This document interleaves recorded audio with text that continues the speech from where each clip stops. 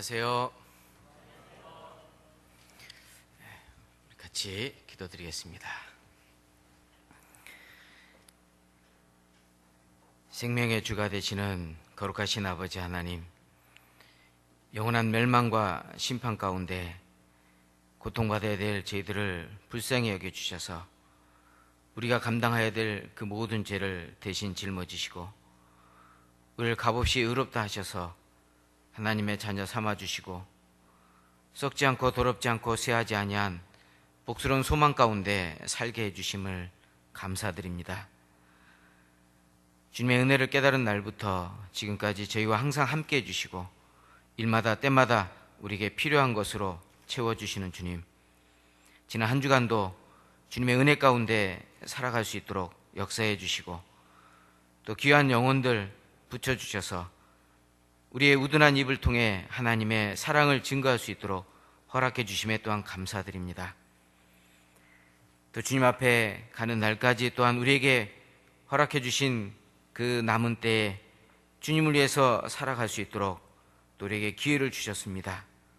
더욱 주님 뜻에 순종하며 살아가는 저희들 되게 인도해 주시고 먹든지 마시든지 무엇을 하든지 하나님의 영광을 위하여 하라 명하신 대로 우리의 모든 삶이 하나님의 영광을 위해서 사는 삶이 될 수 있도록 역사해 주시옵소서. 또 우리 가운데 여러 가지 많은 어려움을 겪고 있는 형제 자매들 계십니다. 주님의 그 크신 사랑으로 위로해 주시고 늘 마음의 평강 가운데 살아갈 수 있도록 인도해 주시며 육신의 질병 가운데 고통받고 있다면 속히 건강 회복시켜 주시기를 또한 원합니다.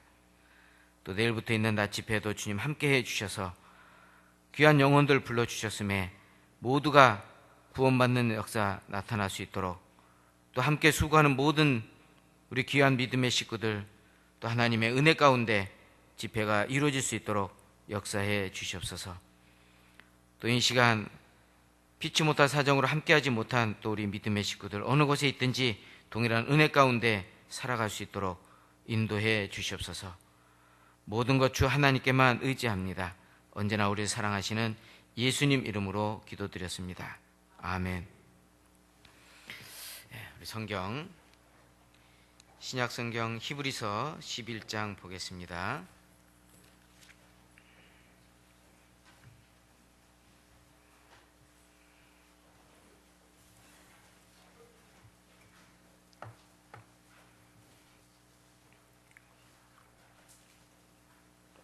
히브리서 11장 말씀입니다.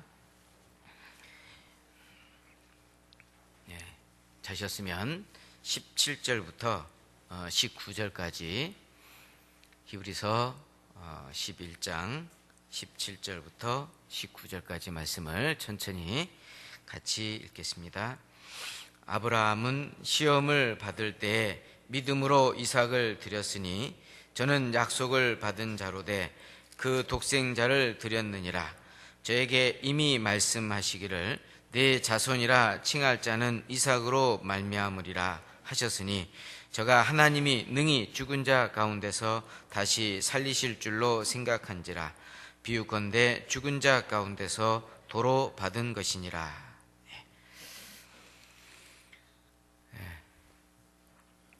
우리 구미교회는 2007년도에 우리 집회하고 상당히 오랜만에 이렇게 방문하는 것 같습니다. 물론 우리 경북권 내에 있기 때문에 우리 형제 자매들은 이제 자주 배울 수 있는데 또 이렇게 가까운 대구에 와서도 이렇게 오래간만에 이렇게 오게 됐습니다. 그동안 많은 분들이 복음을 깨달았고 또 교제 가운데서 신실하게 살아간다라고 하는 그런 소식을 또 접했습니다. 좀 하나님의 은혜라 생각하고요. 오늘은 우리 결단하는 믿음에 대해서 같이 생각을 해볼까 합니다. 우리 히브리서 11장 하면 우리가 잘 아는 믿음장이다라고 얘기할 수 있겠죠. 고린도전서 13장은 사랑장이고 감사장은 어딘지 아시죠? 감사에 대한 말씀이 가장 많이 언급되어 있는 성경 시편 136편입니다. 그 절마다 감사하라 감사하라 그랬습니다. 그 감사할 그 내용에 대해서 말씀해 주셨잖아요. 그래서 그 시편 136편을 읽을 때마다 정말 그 하나님의 그 은혜가 얼마나 큰지, 또 하나님의 사랑이 얼마나 넓은지 그것을 알 수 있고, 또 우리 마음에 정말 감사하는 그 마음을 불러일으키는 그러한 내용이다라고 할 수 있을 겁니다. 또 믿음에 대해서 우리에게 구체적으로 말씀하신 것이 이제 물론 히브리서 11장. 물론 성경 전체가 우리에게 필요한 내용으로 이제 물론 말씀을 해주셨습니다. 어떤 역사를 통해서도 우리에게 교훈을 주시고, 또 한 인물의 그 생애를 통해서 그 사람의 삶이 우리에게 본받을 만한, 또 교훈이 될 만한 그런 삶이 되기도 하고, 또 때로는 저렇게 살아면 안 되겠다라고 하는 어떤 그런 내용도 우리는 인물 내용을 통해서 알 수 있을 겁니다. 예를 들어서 재물에 대한 욕심을 많이 가졌던 인물 하면 가룟 유다를 우리가 생각해 볼 수 있겠죠.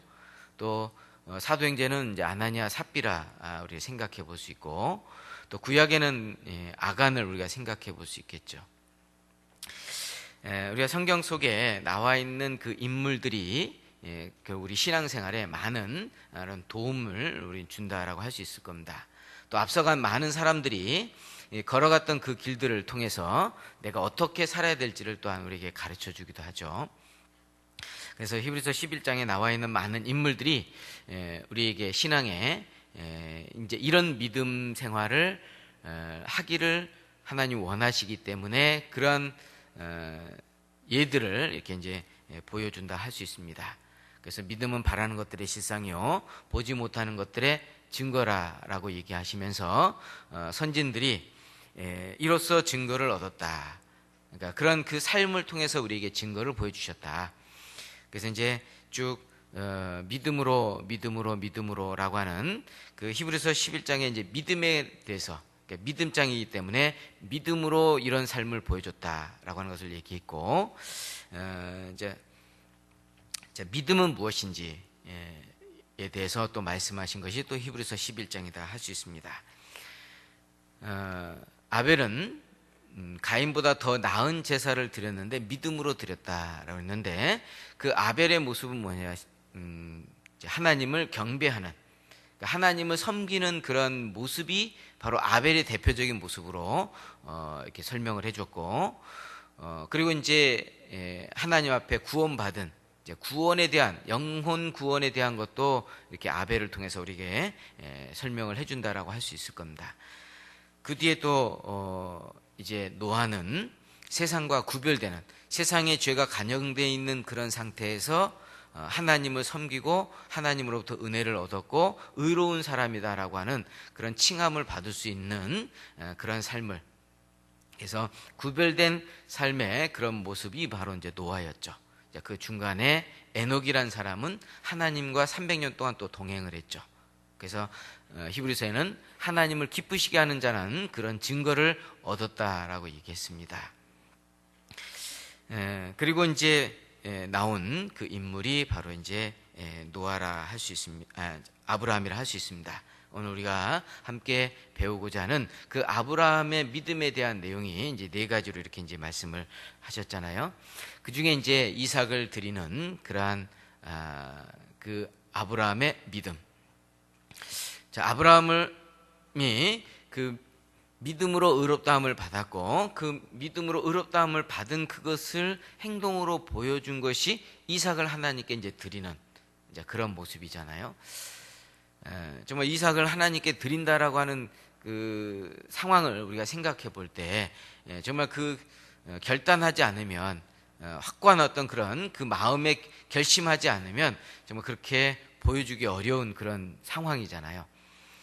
정말 우리에게 가장 사랑하는, 그래서 히브리서 11장 내용과 우리가 이제 그 내용을 더 구체적으로 우리 이해하려면 이제 창세기 22장 내용을 우리가 이제 생각을 해봐야 되겠죠. 자, 창세기 22장을 보겠습니다.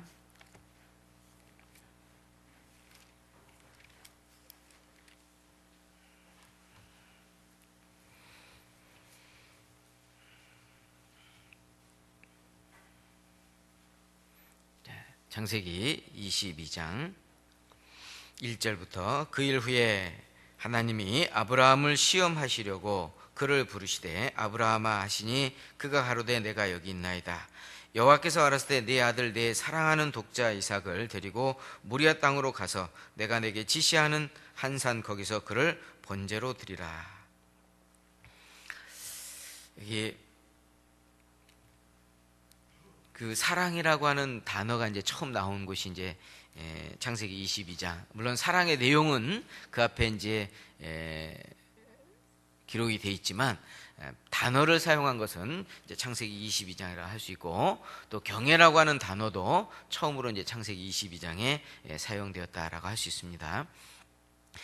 내가 나를 경외하는 줄 이제 알았다라고 이제 이삭을 드리는 그런 상황이 됐을 때 하나님께서 아브라함을 멈추게 하고, 그리고 이제 이렇게 12절에 네가 나를 이제야 경외하는 줄 알았다. 물론 그 앞에 아브라함이 하나님을 경외하는 삶을 살았습니다. 그렇지만 그런 그 구체적인 그런 모습을 보여준 때가 바로 이삭을 하나님께 드릴 때. 그런데 이제 여기 보면 히브리서에도 그랬고 창세기 22장 1절에도 그 일 후에 하나님이 아브라함을 시험하시려고 시험을 했다 그랬습니다. 자, 시험이라고 하는 그런 부분은 고린도전서에는 우리 시험 당할 즈음에 피할 길을 예비해 놓으셨다라고 그랬고, 또 감당할 만한 그런 시험을 하나님 우리에게 허락하셨다 그랬잖아요. 하나님이 우리를 시험하는 경우가 있고, 또 사람이 하나님을 시험하는 경우가 있고, 또 마귀가 인간을 시험하는, 이제 그래서 마귀가 인간을 시험하는 것을 우리가 유혹이라고 얘기하죠. 템프테이션이라고 해서 신앙을 넘어뜨리게 하는 것이 이제 마귀가 사람을, 그러니까 그리스도인들을 시험하는 것이다라고 할 수 있고요. 하나님이 사람을 시험하는 것은 그 믿음이 있는가 훈련하고 단련시키기 위해서, 연단시키기 위해서 하는 것이 바로 이제 시험이다라고 할 수 있을 겁니다. 그것을 테스트라고 얘기했겠죠. 정말 믿음에 있는가 시험하는 것이 바로 우리의 그 믿음을 보여주기 위해서, 정말 하나님께서 그 믿음을 보기 위해 그런 시험하는 것, 그것이 이제 테스트라고 얘기할 수 있을 겁니다. 여기서 말씀한 이제 시험은 이제 테스트죠. 정말 아브라함이 하나님을 정말 온전히 믿고 있는지 그것을 확인하기 위한 그런 방법. 그래서 우리는 그 시험, 하나님께서 시험하실 때 분명 우리가 감당할 수 있기 때문에 그런 시험을 허락하신 것이다라고 생각한다면 그런 시험을 정말 감사함으로 받을 수 있겠죠. 또 MA 시험을 받는 거잖아요. 정말 감당할 수 없는, 또 상상할 수 없는 어떤 그러한 시험이라 할 수 있을 겁니다. 여기 아브라함의 입장에서는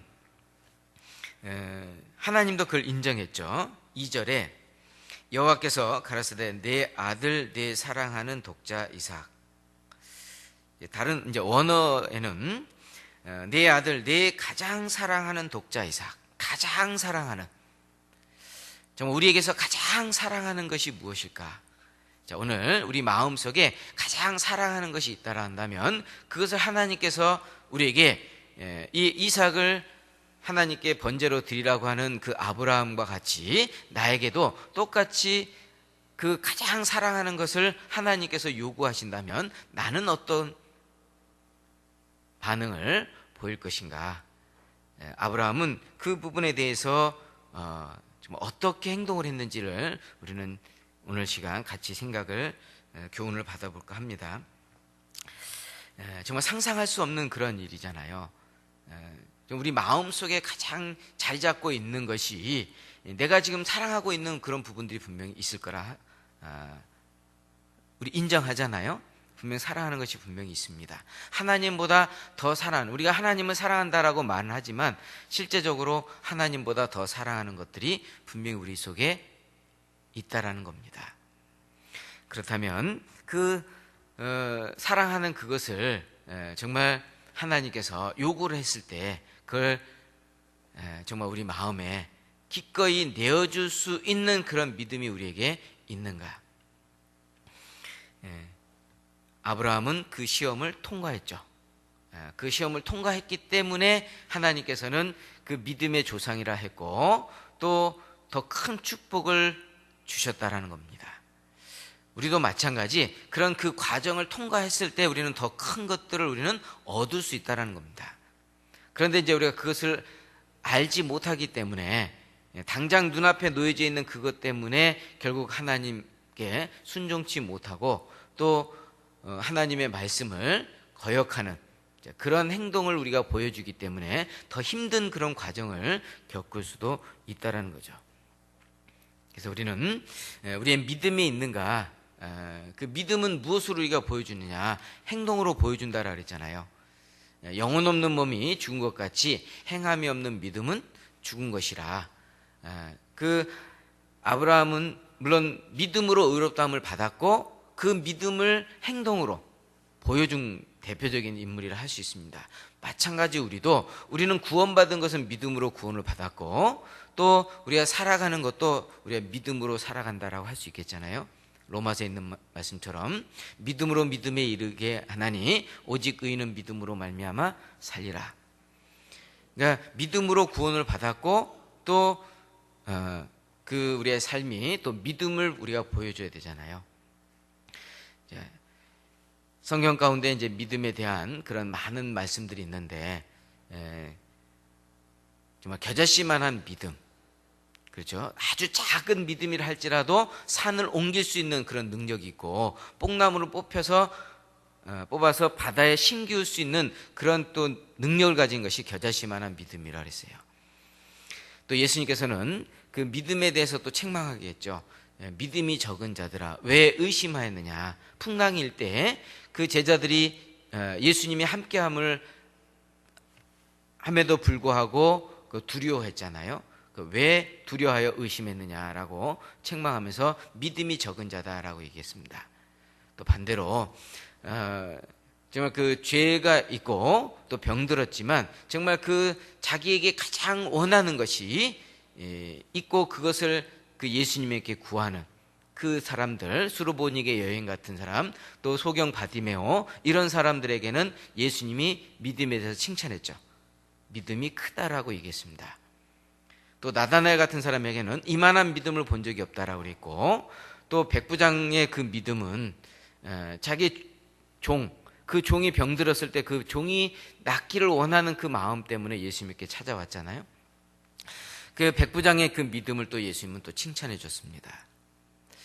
그런데 또 반대로 또 거짓된 믿음, 파선된 믿음에 대한 또 말씀도 나와 있잖아요.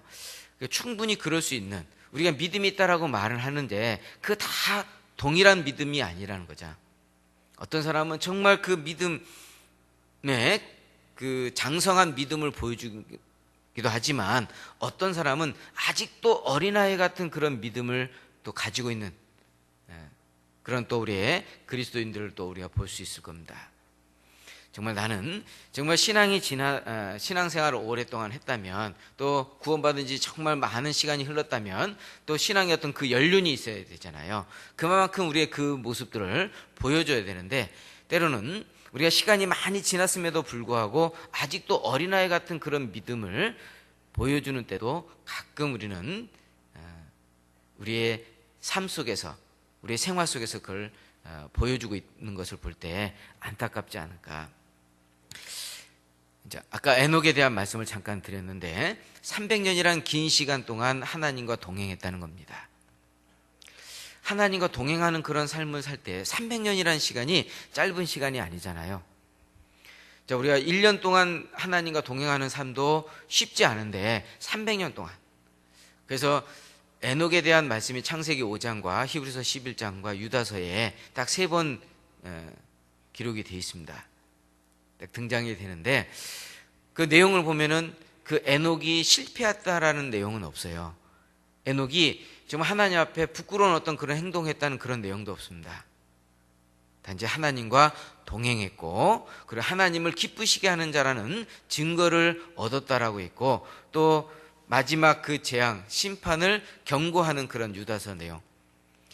자, 그래서 에녹의 삶이 비록 짧은 내용이지만 어떠했는지를 우리는 짐작해 볼 수 있습니다. 하나님과 동행하는 그런 믿음을 보여줬어요. 아브라함은 또 결단하는 그런 믿음을 보여준 또 인물이잖아요. 그 중에 이제 네 가지로 이제 말씀을 드렸는데, 갈대우르에서 나오는 것, 이것도 쉽지 않은 거잖아요. 결심하는, 그러니까 그 마음의 결정을 내리는 것이 이제 어느 쪽으로 선택했느냐, 하나님의 영광 쪽으로 선택했다라는 겁니다. 하나님, 전적으로 하나님을 중심으로 하는 쪽으로 생각을 하고 그 선택했다라는 겁니다. 그래서 하나님의 말씀이기 때문에 순종, 즉각적인 순종하고, 순종하기에 앞서 마음의 결심을 했다는 거죠. 결정을 내리고 순종하고, 그리고 이제 그 순종이 일시적인 순종이 아닌 지속적으로 순종했다라는 거.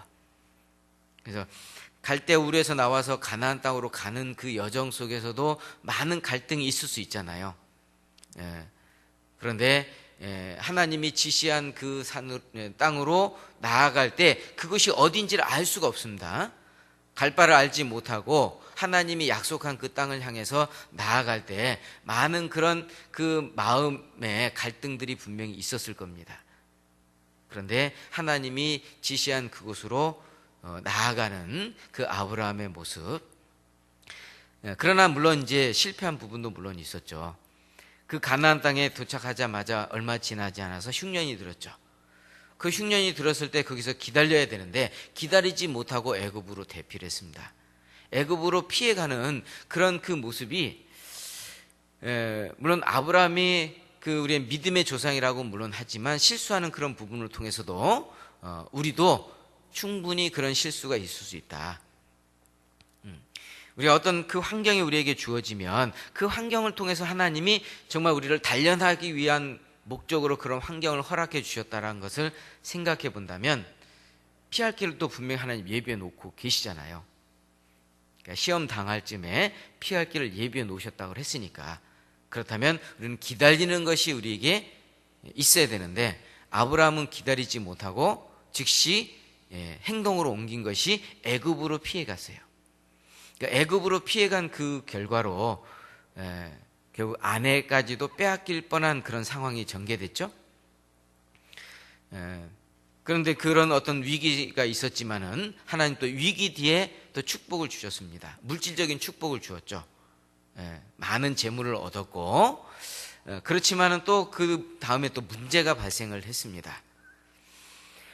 조카 롯과 같이 들어갔습니다. 조카 롯은 그 애굽 생활을 잠시 경험을 함으로써 그 애굽 사람들이 섬기는 그 우상, 그리고 물질적인 풍요로움, 그리고 육신적인 어떤 그런 쾌락, 그런 것들을 눈으로 보고 또 경험함으로 인해서 이제 그 마음속에 그게 이제 자리 잡게 됐죠. 그리고 이제 어떤 조그만 꼬투리가 생기니까 그 꼬투리로 인해서 이제 아브라함과 나눠지게 되는 그런 실수를 범하게 되죠. 그러니까 애굽으로 내려가지 않았다면은 아브라함과 롯은 함께 그 가나안 땅에 거주하고 같은 축복을 받을 수 있었어요, 롯이. 그런데 그 애굽으로 내려감으로 인해서 그 롯은 결국 아브라함과 나눠지게 되죠. 창세기 13장에 나와 있는 대로 그 아브라함의 목자와 롯의 목자가 서로 목초지를 더 많이 차지하려고 다퉜잖아요. 싸움이 있었고 그 다툼으로 인해서 나눠지게 됐습니다. 자, 그런데 롯은 선택을 어떻게 했냐면 육신적인 쪽으로 선택을 했잖아요. 평상시 마음속에 생각하고 있는 것이 뭐냐면 현실적인 것, 육신적인 것, 그동안 눈으로 봐왔던 것, 그것이 마음에 자리 잡고 있었기 때문에, 그리고 아브람, 삼촌인 아브라함에게 먼저 선택권을 줘야 되는데 자기가 먼저 선택을 했잖아요. 그러니까 롯이 실수한 것은 자기가 먼저 선택했고, 그리고 눈에 보이는 쪽으로 선택을 해서 결국 소돔 성읍까지 들어가고, 결국에는 오랜 시간이 흐르는 가운데 결국 그리스도를 나타내 보이지도 못하고 하나님의 사람으로서의 그런 삶을 살지 못하고 결국 부끄러운 그런 모습이 됐고, 마지막에 겨우 몸만 빠져나오게 됐죠. 몸만 빠져 나오게 될 때도 사위될 사람들에게 신임을 얻지 못했잖아요. 롯이 그 한 말을 오히려 농담으로 여기는 그런 삶을 보여준 롯의 모습은 물론 롯이 잘못했지만 그 아브라함이 거기 가지 않았더라면 라고 또 우리가 생각해 볼 수 있겠죠. 어쨌든 그 아브라함은 애굽으로 내려갔다가 결국 이제 조카 롯이 결국 그렇게 실패하는 어떤 그런 모습이 되었잖아요. 그 이제 다시 돌아왔습니다. 그런데 이제 또 어떤 일이냐면 이제 이 롯이 이 붙잡혀가는 포로로 잡혀가는 그런 상황이 되었잖아요. 그래서 아브라함이 집에서 키운 그 군사들을 이끌고 이제 롯을 포로에서 이제 구해내고 그리고 많은 재물을 얻었습니다. 전리품을 가지고 왔잖아요. 그런데 아브라함은 그 재물에 대해서 욕심이 없었습니다. 그 전리품을 하나도 손대지 않은 그 아브라함의 모습을 통해서 세상에 대한 어떤 그런 욕심이 없었다는 겁니다. 그래서 천성을 바라보면서 나아가는 그 장막 생활하는 그런 모습을 보여줬잖아요. 그런데 우리는 이 세상에 살아가면서 세상 사람들이 보여주는 것처럼 가옥에 가옥을 연하고 전토에 전토를 더하고 이 땅 가운데서 오랫동안 머물려 하는 그런 사람들과 같이 그런 마음처럼 세상 사람들의 마음처럼 우리도 그런 마음에 휩쓸릴 수도 있잖아요. 그런데 아브라함은 결코 그런 모습이 없었다는 거죠. 그걸 얼마든지 취해도 문제가 되지 않아요. 그러니까 전쟁에서 가지고 온 것은 내 것이 될 수 있기 때문에 그건 문제가 되지 않지만 아브라함은 결코 그것을 손대지 않았다는 거예요. 그러니까 세상에 대한 어떤 그런 욕심이 없었고 또 장막 생활을 했잖아요. 그래서 히브리서 11장에 그런 장막 생활, 천성을 바라보면서 장막 생활, 나그네 삶을 살았다는 겁니다. 이 땅에 있는 것들은 언젠가는 놓고 갈 것이다라는 것을, 그래서 빈손으로 왔다가 빈손으로 간다라고 하는 것을 아브라함은 알았다는 겁니다. 그런데 반대로 롯은 그것보다는 눈에 보이는 것들을 취하고 그것을 누리는 것을 더 좋아했잖아요. 반대의 그런 모습을 보여주었습니다. 그리고 이제 또 아브라함이 또 실수한 부분이 하나님이 약속을 기다렸지만 속히 이루어지지 않으니까 성급하게 자기 결정으로 인해서 그 아내 사라 애굽으로 들어갔다가 얻은 것이 재물을 얻을 뿐만 아니라 사라의 몸종인 하갈까지도 얻었잖아요. 그래서 그 하갈을 통해서 낳은 아들이 이스마엘이었어요. 그러니까 아브라함 입장에서는 이스마엘도 아들이에요. 그러니까 이스마엘에 대한 그런 그 마음도 그 사랑의 마음이 있었잖아요. 그렇지만 이 가족의 문제가 발생을 했죠. 이스마엘이 이제 나중에 이제 이삭을 얻게 되었을 때 이삭에 대해서 이스마엘의 행동이 어땠느냐. 앞에 21장에 보면 21장 9절에 사라가 본즉 아브라함의 아들 애굽 여인 하갈의 소생이 이삭을 희롱하는지라. 이스마엘이 이삭을 힘들게 이제 괴롭히는, 희롱하는 이제 그런 일들이 발생을 하니까 10절 그가 아브라함에게 이르되 이 여종과 그 아들을 내어 쫓으라.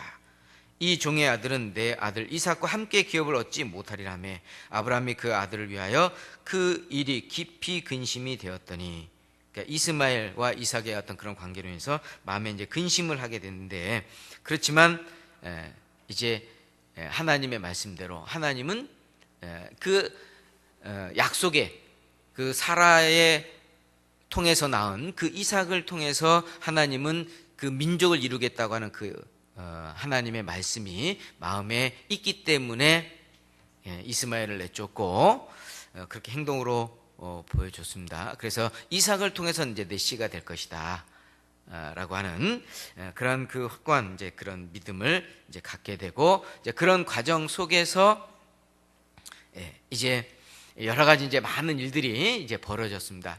이제 21장까지 이제 그런 내용들이 전개되고 난 뒤에 마지막 시험, 마지막 테스트가 바로 이삭을 하나님께 드려지는 그런 내용이 이제 22장에 기록되어 있는 겁니다.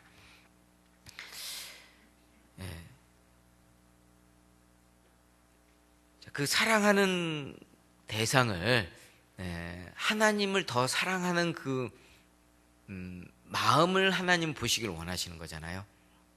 그래서 내 아들, 내 가장 사랑하는 이삭이라고 하나님이 그렇게 표현하신 것은 아브라함의 마음속에 그 자녀에 대한 그 사랑이 어떠했는지를 알 수 있죠.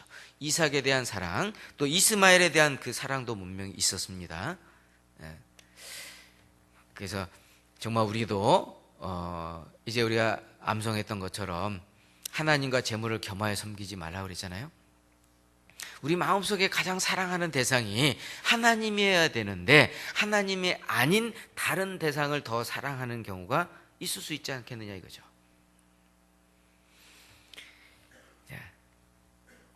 부활하신 예수님이 베드로를 만난 뒤에 베드로에게 질문했잖아요. 내가 다른 사람들보다 나를 더 사랑하느냐? 나를 더 사랑하느냐? 자, 베드로가 예수님을 사랑하는 거 예수님 물론 아셨지만 다른 사람들보다 더 사랑하느냐? 더 강조했죠. 더 사랑하느냐라고 강조했을 때 내가 주를 사랑하는 줄 주께서 아시나이다. 내 양을 먹이라. 그렇게 세 번이나 질문하셨고 베드로는 3번이나 내가 주를 사랑하는 줄 주께서 아시나이다. 내 양을 먹이라, 내 양을 치라.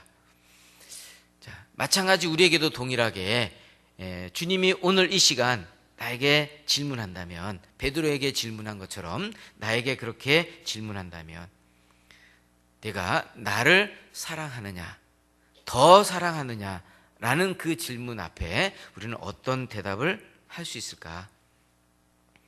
베드로는 선뜻 내가 주를 사랑하는 줄 주께서 아시나이다 라고 그렇게 대답했습니다. 자, 우리에게 만약 오늘 시간 나에게 질문한다면 우리는 어떻게 대답할 수 있을까요? 베드로처럼 그렇게 대답할 수 있을까요? 정말 마음속에 진심으로 내가 주를 사랑하는 줄 주님이 아십니다. 내가 얼마만큼 주님을 사랑하는지 주님이 잘 아십니다. 내가 세상에 무엇보다도 내가 주님을 더 사랑합니다 라고 대답할 수 있다라고 한다면 정말 우리는 늘 항상 우리 중심에 하나님이 있다라고 얘기할 수 있겠죠. 그런데 그보단 정말 주님을 사랑한다라고 말은 하지만 우리 마음 한편에는 세상이 더 우리 마음속에 있지 않을까, 아니면 또 재물이 더 있지 않을까, 자녀가 더 있지 않을까, 나름대로 하나님 외에 더 다른 것이 내 마음속에서 더 크게 자리 잡고 있지 않을까 한번 우리는 생각을 해봐야 되겠죠. 그래서 하나님은 끊임없이 우리를 바로 이렇게 시험하는 것이 아니라 아브라함에게도 여러 과정을 거쳐서 시험한 것처럼 정말 우리도 결단을 했잖아요. 세상 가운데 사는 동안, 하나님을 모르고 사는 동안 이제 말씀을 들음으로 인해서 하나님의 존재를 알았고, 그리고 성경이 사실인 것도 알았고, 이제 죽으면 지옥 갈 그런 운명에 있다는 것도 알았습니다. 이제 예수 그리스도로 말미암아 우리에게 영생의 선물, 구원을 우리에게 허락해 주셨을 때 그것을 믿는 그 믿음과 그걸 거부하는, 또 아니면 여러 가지 어떤 그런 이유 때문에 정말 내 마음속에 믿음으로 선뜻 이렇게 결정 못 내리는 어떤 그런 갈등 속에 있었을 겁니다. 그러나 정말 이것이 더 크기 때문에 이쪽으로 우리가 선택을 했습니다. 자, 그것도 하나님 분명 우리를 시험한다라고 할 수 있을 겁니다. 지금 어떤 경우에는 여러 좋은 조건 속에서 하나님 우리에게 말씀을 듣게 하는 경우도 있고, 또 어떤 경우에는 정말 경제적으로 많은 그런 어려움을 겪게 해서 말씀을 듣게 하는 경우도 있죠. 그게 하나님 우리를 테스트하는 어떤 그런 과정이다라고 할 수 있겠죠. 그런 속에서 우리는 믿음 쪽으로 선택을 했습니다.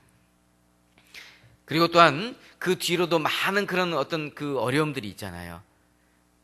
예를 들어서 물론 내가 뭐 장로교회나 아니면 감리교회나 다른 그런 신앙을 가지고 있었을 때 정말 이게 옮긴다라고 하는 것, 이것도 쉽게 결정할 수 있는 그런 문제가 아니었잖아요. 그런데 그것도 결단을 내렸습니다.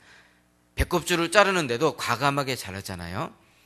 그리고 또한 세상적인 어떤 그런 친구들과 동료들 여러 그런 나를 이게 이제 그 연결되었던 어떤 그런 부분들을 끊는 그런 어떤 결단도 분명히 있었잖아요. 내 본토 친척 아비 집을 떠나 내가 내게 지시할 땅으로 가라라고 했을 때 그걸 결단하는, 끊는 그런 부분들이 아브라함에게 있었던 것처럼 우리에게도 동일하게 그런 부분들이 있었죠. 자, 그런 테스트가 분명 우리에게 있었습니다. 그리고 또한 신앙생활 하면서 이제 서로 사귀고 또 우리 형제자매들 우리가 서로 사귐이 있었습니다. 사귀는 가운데서도 늘 좋은 것만 있는 게 아니잖아요. 아브라함과 조카 롯이 다툼이 있었던 것처럼 우리 그리스도인들끼리도 또 갈등이 있었죠. 다툼이 있었습니다. 여러 가지 많은 어떤 그런 그 다툼 속에서 이제 하나님을 선택하는 쪽으로 아브라함은 그쪽으로 결정을 했고 롯은 세상적인 쪽으로 결정을 했다는 거죠. 우리 가운데서도 그런 테스트들이 분명히 있을 겁니다. 그리고 또 전리품에 대해서 과감하게 포기했잖아요. 그런 것처럼 우리 세상에 대한 어떤 그런 물질에 대해서 우리가 어떤 마음을 가질까? 공술의 공수과 같은, 우리는 빈손으로 왔다가 빈손으로 가는 나그네 같은 장막 생활하는 그 아브라함의 모습처럼 우리도 그러한 그 과정들이 분명히 있을 겁니다. 정말 그것을 어디에 우리가 사용될 것이냐, 재물이 어디에 쓰여질 것이냐, 물론 복음 전했는데 우리가 쓰여져야 되는 것도 우리가 당연히 알고 있습니다. 그리고 재물뿐만 아니라 내 제자가 되기 위해서는, 예수님이 말씀하셨잖아요. 내 제자가 되기 위해서는 아비나 그리고 형제나 자매나 버리지 않냐면, 포기하지 않냐면 내 제자가 되지 못한다라고 했잖아요. 그처럼 정말 우리 마음속에 포기하는 거잖아요. 정말 하나님께 맡기는 그런 그 믿음, 이제 그 아브라함도 그 믿음을 통과했기 때문에 마지막으로 그 시험을 이렇게 이제 오게 된 거죠. 마찬가지 여기 우리도 이게 내 아들, 내 사랑하는 독자, 내 가장 사랑하는 독자. 정말 우리에게 가장 사랑하는 대상이 누구냐? 자, 시편 73편입니다.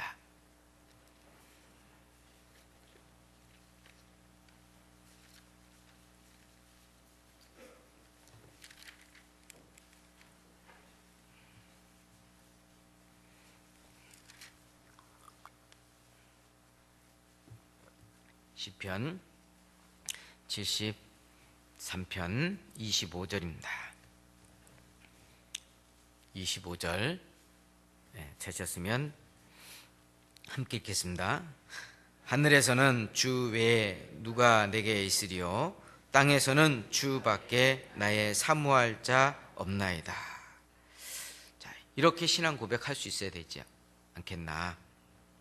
하늘에서는 주 외에 누가 내게 있으리요, 땅에서는 주밖에, 주 외에, 주님만 이라는 얘기죠.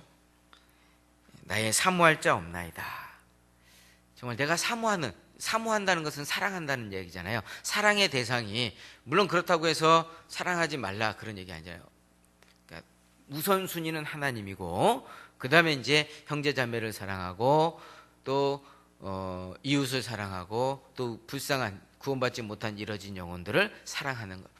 그런데 여기에는 가장 우선적으로 사랑해야 될 그 대상이 하나님이라는 거죠. 그래서요, 정말 그 사랑하는 아브라함의 입장에서는 이삭이 그만큼 사랑의 대상이었지만, 그 이삭을 사랑하는 것보다 더 사랑하는 대상이 바로 하나님이었다는 거죠. 그래서 하나님의 말씀. 자, 그런데 여기서 이제 그 이삭을 하나님께 번제로 드리라라고 이제 하나님이 아브라함에게 말씀을 했을 때, 자, 왜 드리라는 이유가 없어요. 자, 구체적으로 그 무엇 때문에 이삭을 드리라 하는 어떤 그런 이야기가 없습니다. 그렇잖아요? 우리도 때로는 그렇죠. 이유 없이 어떤 그런 해야 되는 어떤 그런 일들이 있잖아요. 그런데 아브라함은 거기에 대해서 분명하게 하나님의 뜻이 분명히 있기 때문에 그 뜻을 지금 현재는 알지 못하지만 하나님께서 분명히 그 길을 인도해 주실 거라는 그런 믿음을 갖고 이삭을 하나님께 드리는 쪽으로 선택을 했습니다. 그리고 삼위길을 걸어가는 동안 많은 갈등을 했을 것이고, 그리고 이제 또 이삭이 아브라함에게 질문했잖아요. 번제에 드려질 그때 사용되는 나무와 다 준비되어 있는데 희생 제물이 어디 있습니까? 아브라함 입장에서는 바로 너다라고 얘기할 수 있는 어떤 그런 상황이잖아요. 막 요까지 올라왔겠죠, 목까지. 그렇지만 지혜롭게 대답했죠. 하나님께서 예비해 놓으실 것이다. 그래서 하나님께서 준비해 놓으셨죠. 그래서 나온 말씀이 여호와 이레, 하나님이 준비해 놓았다는 겁니다. 그러니까 그 이유를 우리는 때로는 알지 못할 수 있어요. 그렇지만 아브라함은 믿음으로 순종했고 나아갔을 때 하나님 준비해 놓은 대로 이루어져 가잖아요. 그리고 또 아브라함에게 약속한 것이 있습니다.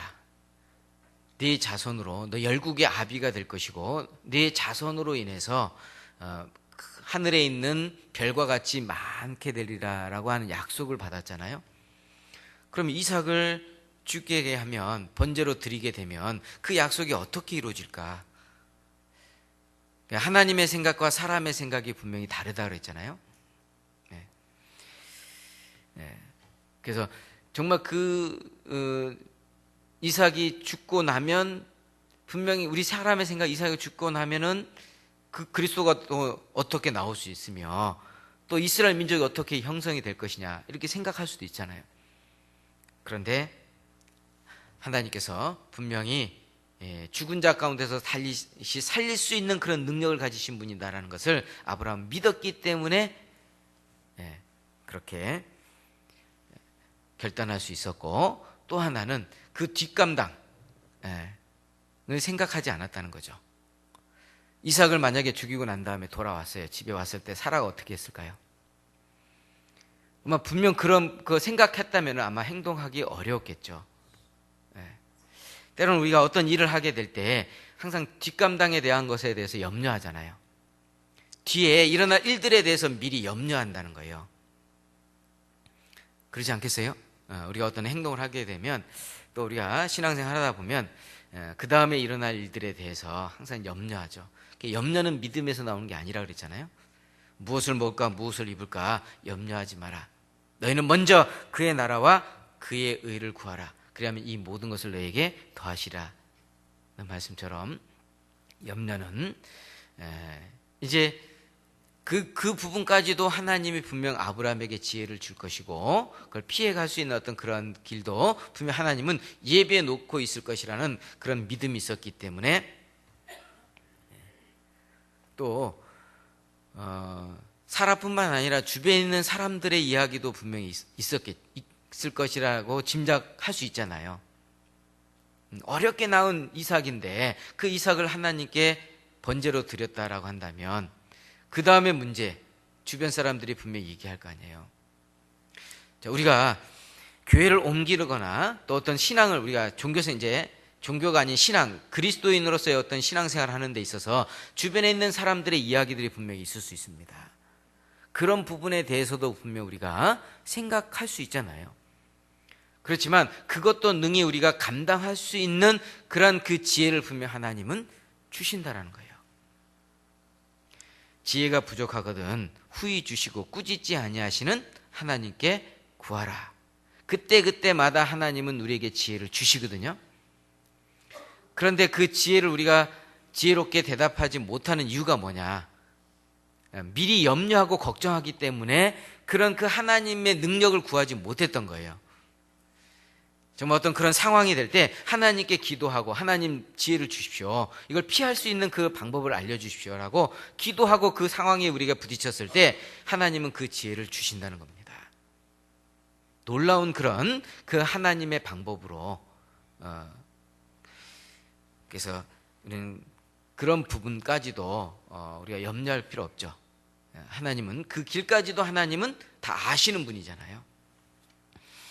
그래서 우리가 할 수 있는 것은 순종이라는 겁니다. 순종하면 그 순종하는 그 길 했을 때 그 길대로 하나님은 인도해 가시고 섭리해 가신다는 겁니다. 근데 우리는 순종하기도 전에 미리부터 염려하고 걱정하고 괴로워하고 힘들어 하잖아요. 그래서 이제 이 아브라함의 행동에 따른 우리가 배울 수 있는 것 몇 가지 한번 생각해 보죠. 첫째로는 아브라함은 대꾸하지 않았습니다. 이유를 물어보지 않았습니다. 왜 이런 일들을 우리에게 주셨습니까? 라고 하는 그런 질문이 없어요. 우리는 그런 질문들을 참 많이 하잖아요. 왜 이렇게 해야 됩니까? 왜 이런 일들이 우리에게 벌어졌습니까? 분명 그게는 뜻이 있다는 거죠. 하나님의 분명 뜻이 있습니다. 네. 그래서 그럴 수 있는 이유가 무엇이냐면 앞서 많은 그런 시험들이 있었기 때문에 아브라함은 이유를 묻지 않았습니다. 묻지 않고 바로 즉각적으로 순종했습니다. 다시 한번 창세기 22장에 보면 그 이유에 대해서 질문하지 않는 내용을 우리가 생각해 볼 수 있어요. 자, 2절에는 번제로 드리라고 말씀을 하시고 바로 3절에 가서 즉각적인 순종이 있었습니다. 3절 아브라함이 아침에 일찍이 일어나 나귀의 안장을 지우고 두 사원과 그 아들 이삭을 데리고 번제에 쓸 나무를 쪼개어 가지고 떠나 하나님의 자기에게 지시하시는 곳으로 가더니, 여기 이제 아브라함의 행동이 이제 나오는데 아침에 일찍이라고 그랬습니다. 아침에 일찍이. 그 사이에 물론 어떤 그런 대화도 분명히 있을 수 있겠지만은 이 아브라함의 행동으로 봐서는 그런 질문이 없었다라고 우리는 생각해 볼 수 있을 겁니다. 왜? 그리고 또 의논도 없었잖아요. 사라와 의논하지도 않았고. 그래서 우리가 믿음이라는 것은 정말 왜가 없는 거죠. 왜가. 여호수아 6장에 보면은 여리고성이 아주 견고했잖아요. 이스라엘 민족이 이제 요단강을 건너자마자 바로 첫 번째 만난 성이 여리고성이었습니다. 그 견고한 여리고성을 정복을 해야 되는데 이제 애굽에서 400년 동안 종살이 했었고 40년 동안 광야 생활을 했었습니다. 물론 르비딤 전투에서 싸움은 물론 있었지만은 그러나 그렇게 지속적으로 훈련받았던 어떤 그런 군사가 아니었잖아요. 그러니까 이제 그 견고한 여리고성을 무너뜨리는 그런 일이 하나님의 능력이 아니면 안 되잖아요. 그러니까 하나님께서 말씀하신 것이 여리고성을 하루에 한 바퀴씩 돌게 하고 7일째 되는 날 7바퀴 돌고 7바퀴 돌째 고함을 지르고 나팔 불고 고함 지르라 그랬죠. 그 말씀에 순종했습니다. 하루에 한 바퀴씩 돌고 집에 돌아왔죠. 아무런 문제가 없어요. 아무런 일들이 벌어지지 않았습니다. 또 두 번째 이튿날도 마찬가지예요. 그렇게 하기를 6일 동안 그렇게 한 바퀴씩 돌고 집에 돌아왔을 때 전혀 변화가 없었습니다. 아마 마음의 동요가 있을 수 있겠죠. 시간이 흐르는 동안에 마음의 동요가 있을 수 있어요. 그렇지만 전혀 동요가 없었어요. 그리고 7일째 되는 날 6바퀴 돌 때도 마찬가지예요. 아무런 일들이 벌어지지 않았습니다. 그럴 때 포기하고 싶은 그런 마음이 있을 수 있잖아요. 그런데 이스라엘 백성들은 포기하지 않고 여호수아가 이끄는 이스라엘 민족이 마지막 7일째 7바퀴 돌 때에 나팔을 불고 고함을 지르니까 여리고성이 무너졌죠.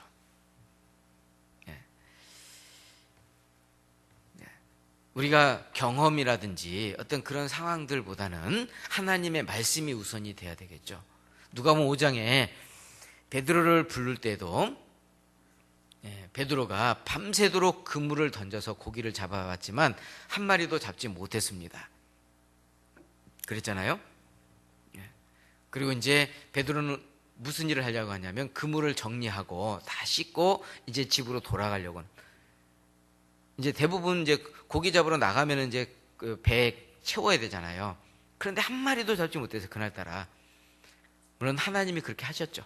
하나님의 능력을 보여주기 위해서요. 아마 베드로 배 주변에 고기를 다 물러가게 했을 겁니다만. 그리고 난 다음에 이제 예수님이 베드로가 있는, 물론 다른 안드레와 야고보와 요한이 있는 그 배에 다가가서 이제 말씀을 전하고, 그리고 이제 명령하신 것이 있죠. 깊은 데로 그물을 내리라. 깊은 데로 그물을 내리라. 그랬을 때 베드로가 대답하기를, 내가 밤새도록 밤이 맞도록 내가 그물을 내려서 고기를 잡아봤지만 잡은 것이 없었어요. 그러나 얻은 것이 없지만은 말씀에 의지하여 내가 그물을 내리리다. 베드로의 그 신앙고백입니다. 말씀에 의지하여 그물을 내리겠다라고 했습니다. 그러니까 말씀에 의지하는, 말씀에 순종하는 그런 즉각적인 그런 순종의 모습을 보여줬죠. 그리고 이제 지체하지 않았습니다. 바로 깊은 데로 그물을 내렸습니다. 밤새도록 고기를 잡아봤지만 없었어요. 지금까지 내가 고기 잡아봤지만 없었다. 우리가 말하는 거 있죠. 지금까지 내가 그렇게 해봤지만 안 되더라. 그것보다는 하나님의 말씀이 어떻게 되느냐. 그리고 또 자기의 경험을 앞서지 않았다는 겁니다. 베드로는 어부 출신이에요. 예수님은 목수의 아들입니다. 육신적으로 본다면은 누가 더 잘 알겠습니까? 베드로는 어부가 고기가 어디에 더 많은지를 잘 알겠잖아요. 낚시하러 다니는 사람들 보면은 고기가 잘 잡히는 곳 알죠? 알까요? 모를까요? 잘 알잖아요. 어디에 고기가 많이 있는지를 압니다. 처음 간 사람들은 이제 잘 모르죠. 그러나 이제 베드로 입장에서는 정말 그 몸에 익숙해 있는 어부잖아요. 그러니까 내 경험상으로는 안 됩니다라고 말할 수도 있는데도 말씀에 의지하여 내가 그물을 내리다 하고 그물을 던졌더니 결과가 어떻게 됐느냐. 그물이 찢어질 정도로 고기가 잡혔잖아요. 얼마만큼이냐면 2배 가득 채워졌다 그랬습니다.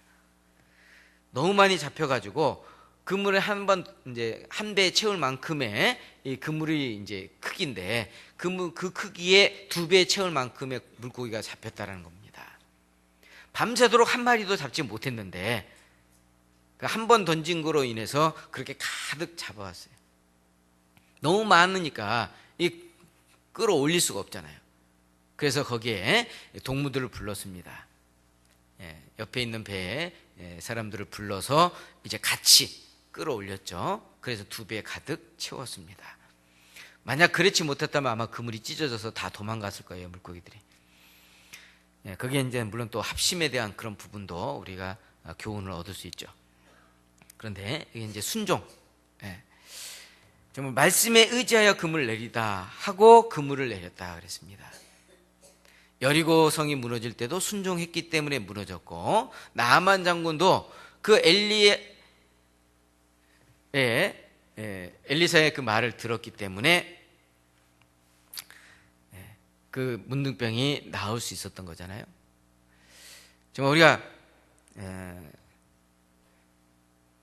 그 이유 없이 그 말씀이, 하나님의 말씀이 살아 역사하기 때문에 그 말씀에 우선이 되고 내 생각을 그 말씀에 굴복시키는 것, 그것이 이제 이유를 묻지 않는 것이고 또 대꾸하지 않는 것이다라고 얘기할 수 있을 겁니다. 그런데 이제 우리는 그 말씀보다는 내 생각이 더 앞서 있기 때문에 왜라고 하는 질문을 하게 되는 거예요. 근데 아브라함은 그런 모습이 없었다는 겁니다. 그리고 또 이제 불평불만이 없었다는 겁니다. 우리 생각해 볼 수 있죠. 왜 줘놓고 뺏어가냐고. 그렇잖아요. 이삭을 정말 어렵게 줬잖아요. 100세에 정말 주었고 아내 사라는 90세였습니다. 도저히 불가능한 그런 상태에 하나님께서 주셨습니다. 아주 소중한 거예요. 가장 값진 겁니다. 가장 귀한 거예요. 그런데 하나님 또 달라고 그러거든요. 그럼 우리는 정말 그럴 때 나올 수 있는 것이 불평불만이잖아요. 그런데 아브라함에게는 불평불만이 없었다는 겁니다. 불평불만이 없었다는 거예요. 이스라엘 민족이 애굽에서 나와서 광야 생활하는 동안에 이스라엘 민족이 얼마나 많은 불평불만이 있었습니까? 물이 없어서 불평불만했죠. 먹을 것이 없어서 불평불만했습니다. 또 길 때문에도 불평불만했어요. 그래서 민수기 14장에 보면은 그때는 이제 정탐을 보내가지고 이제 그 땅이 좋은지 나쁜지. 근데 이제 10명의 정탐꾼들은 그곳에 들어가면 우리는 죽습니다. 그건 네피림이고 우리는 그들 보기에 메뚜기 같다고. 그러니까 이제 백성들이 그 말 듣다니까 얼마나 마음이 좁아졌습니까? 하나님의 능력도 받고 하나님의 놀라운 어떤 그런 인도와 그 다스림을 경험했음에도 불구하고 그들은 당장 눈앞에 있는 그 가나안 땅에 있는 일곱 족속들의 그런 그 내용들을 들음으로 인해서 마음이 좁아졌잖아요. 그래서 이제 여기서 이제 우리 죽게 됐구나 원망하고 불평했죠. 그러나 반대로 정말 그 말씀에 더 앞서서 단호하게 말했던 여호수아 칼렙, 그들은 이렇게 얘기했잖아요. 그들은 우리의 밥이다. 하나님이 분명히 우리에게 그걸 약속해 줬기 때문에 우리는 그걸 차지할 수 있다라고 이야기하고 그 순종을 보여줬어요. 아브라함도 불평 불만이 없었고, 그리고 왜라고 하는 그런 질문하지 않았습니다. 또 하나 핑계대지 않았습니다. 이런 상황이 있는데 이런 이유 때문에 우리가 그러잖아요. 특히 제일 힘든 때, 이제 지금이야 이제 조금 괜찮지만 10월, 11월 달 정도 되면은 많이 힘든 분이 우리 담임 목사님이실 겁니다. 사람은 많은데 일할 사람이 없는, 여기만 그런 게 아니라 저희 대구도 그래요. 그런데 대부분이 뭐냐면 핑계대요. 자, 이런 이유 때문에 아마 아브라함도 핑계댈 수 있겠죠. 아내 사라 때문에, 아니면 정말 이런 상황이니까 하나님 좀 봐주십시오, 생각해 주십시오 라고 할 수도 있었을 거예요. 그런데 여기는 핑계가 없습니다. 불만도 없고 핑계도 없고 왜라고 하는 이유도 묻지 않았습니다. 즉각적인 순종이 있었습니다. 그래서 아침에 일찍이 일어나. 자, 그런데 여기서 번제로 드리라라고 얘기했을 때 하나님께서 말씀하신 부분에 언제까지라는 말씀이 없어요. 그렇죠? 시간을 말씀하지 않았습니다. 2절 자세히 읽어보면은 언제까지 이삭을 번제로 드리라 그런 이야기가 없습니다. 그러면 우리가 기한을 주면은, 시간을 주면은 우리 마음속에 많은 갈등이 생기겠죠. 그리고 미루죠. 아직도 여유가 있으니까, 아직도 시간이 남아 있으니까 이런 생각들을 가질 수 있게 됩니다. 그런데 미루면 미룰수록 우리는 믿음 쪽으로 선택하기보다는 하나님이 원하지 않는 방향 쪽으로 선택하기가 더 쉽습니다. 그렇지 않겠어요? 우리가 정말 마음에 딱 결정을 할 때는 미루는 게 아니잖아요. 제가 고흥교에 있을 때 우리 이제 은장에 이제 지금은 꽤 되는데 한 80 후반부 되셨을 거라 생각하는데요. 거의 90 가까이 되셨을 거라 생각이 듭니다. 이분의 신앙생활은 항상 연초만 되면 이제 자녀들로부터 이제 이 생활비를 미리 받아요. 물론 1년치를 받는지 한 달치를 받는지 어쨌든 받아가지고 1년치 계산을 해서 1년치 11조로 다 내요. 미리 다 내버려요. 11조뿐만 아니라 각 회비, 모든 헌금들을 미리 다 내버려요. 그러니까 고민할 필요가 없는 거죠. 나머지 11개월 동안은 11조 내야 되는 어떤 그런 고민이 필요 없어요. 미리 다 해버리니까. 그런데 우리가 먼저 월급을 받잖아요. 그러면은 그 월급 받은 거에서 제일 먼저 해야 될 부분이 11조잖아요. 그런데 그것을 미루고 다른 일을 하다 보면은 미루면 이 부분은 어떻게 될까요? 못하게 되는 거예요. 그러면 이제 뛰어넘죠. 뛰어넘으면 그 다음 달 되면 어떻게 돼요? 2배, 3배 되죠. 그러면은 이제 입 싹 닦아버리죠. 네. 그러니까 미루면은 그런 문제들이 발생하잖아요. 그러니까 미룰 때 우리가 순종보다는 불순종 쪽으로 가까워진다라는 거. 그래서 우리 순종하는 것이 우리의 습관이 돼야 된다는 거죠. 자, 순종의 반대가 뭡니까? 불순종이잖아요. 그런데 어떤 사람은 잡종이라고 그러더라고. 개를 좋아하는 것 같아요. 자, 순종의 반대는 불순종입니다. 그러니까 불순종이 하게 되는 이유가 뭐냐면 미루는 데서부터 시작이 된다는 거예요. 미루면, 그런데 아브라함은 미룬 적이 없죠. 일찍이 일어났습니다. 일찍이 일어나.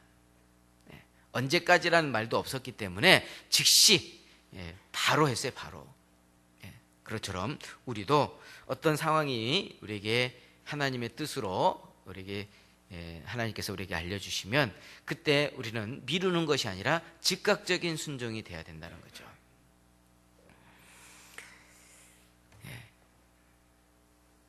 자, 이게 미루게 되면 이 롯이 창세기 19장에 보면은 그 경고를 들었습니다. 불과 유황으로 심판에 대한 그 경고를 들었는데 롯은 어떻게 했냐면 지체했죠. 잠시 머물거렸어요. 지체했다는 겁니다. 지체한다는 것은 미루는 거잖아요. 잠시 생각해 본다는 거예요. 그런데 하나님의 뜻이면 우리가 지체하는 것이 아니라 그 즉시 우리는 거기에 따라가야 되는 거죠. 그런데 우리가 지체하는 이유가 뭐냐면 내 생각이 더 크기 때문에, 내 생각적으로 이렇게 결정하고 싶은 그 마음이 있기 때문에 미루는 거다라고 할 수 있을 겁니다. 그래서 미루게 되면, 우리가 전도도 미루게 되면 사실 어렵잖아요. 그리고 생활하는 거, 봉사하는 거, 이런 부분도 마찬가지. 우리가 미루는 어떤 그런 부분은, 지체하는 것은 결국 우리 신앙에 결코 도움이 되지 못한다는 거예요. 그래서 우리가 말씀을 읽고 말씀을 우리가 들었을 때 우리는 즉각적인 순종, 미루는 것이 아닌 즉각적인 순종, 이것이 필요하다. 시편 119편 60절입니다.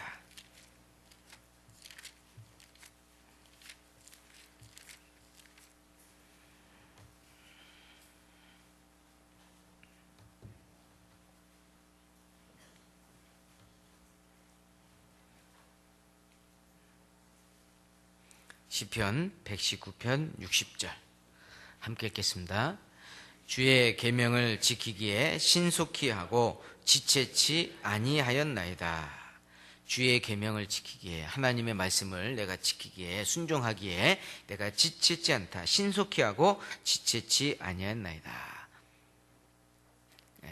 이 시편 기자만 그런 것이 아니라 우리도 그렇게 해야 되겠죠. 지체하지 않고 우리가 즉각적으로 순종하는.